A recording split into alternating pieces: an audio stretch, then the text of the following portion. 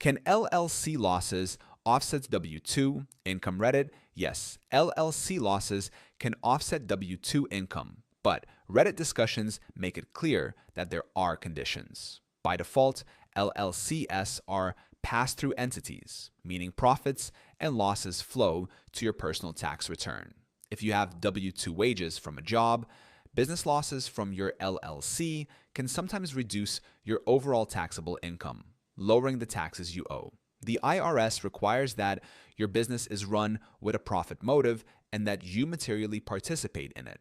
If it looks more like a hobby, you can't deduct the losses. In those cases, the loss is carried forward to offset future income. The short answer is this: yes, LLC losses can offset W-2 income, and people on Reddit often confirm this works, but they also caution that the IRS looks closely at large or repeated losses, so careful records and compliance are essential.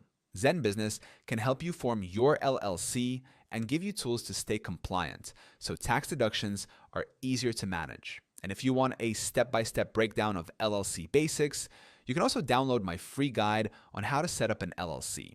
That link is in the description too.